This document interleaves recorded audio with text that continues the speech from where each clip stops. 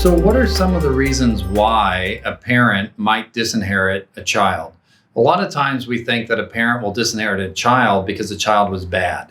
The child was abusive to the parent or became a druggie or was somehow irresponsible. And that certainly could be one reason why a child is disinherited. But there's a lot of other reasons too. So, for example, sometimes a parent will disinherit a child if they think the child doesn't need the money.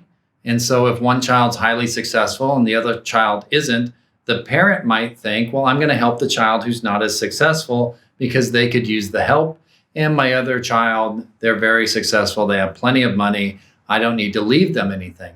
The problem with that is it can be misinterpreted. So while the parent thinks that they're doing something that's perfectly reasonable and a good thing to do, the child who's disinherited could feel like they were not loved, they were not respected, like somehow the parent didn't want to include them in this plan. It would be much better if the parent would actually have that discussion with the children during lifetime so that they could at least explain why they're doing this and try to get at least some agreement between the children that it's an acceptable thing to do. Another reason why a parent might disinherit a child is if they think that the child somehow is qualifying for government benefits and they don't want to destroy that by leaving them money. Or maybe the child's going through a bankruptcy or a divorce, and somehow the parent's thinking, well, I'll protect this child by not leaving them anything. Instead, I'll leave it to their brother or sister, and I'll let the brother and sister hand them some money when they need it. That's a terrible idea, absolutely terrible idea. Because number one, it forces the child who receives all the money to be their brother's keeper, which is never a good idea. And plus, there's no guarantee, there's no requirement that the child who receives the assets shares with the other child.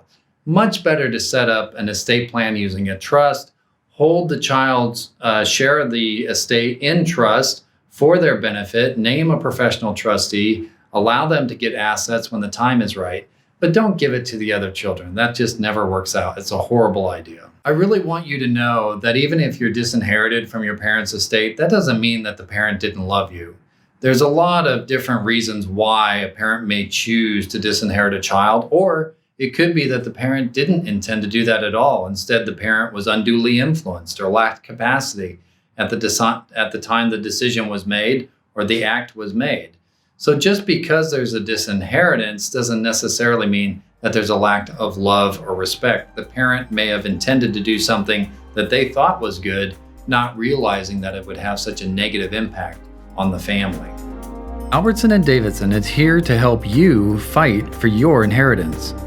Check out aldavlaw.com for our complete library of helpful legal videos and articles from your favorite California trust and will litigation law firm, Albertson Davidson, LLP.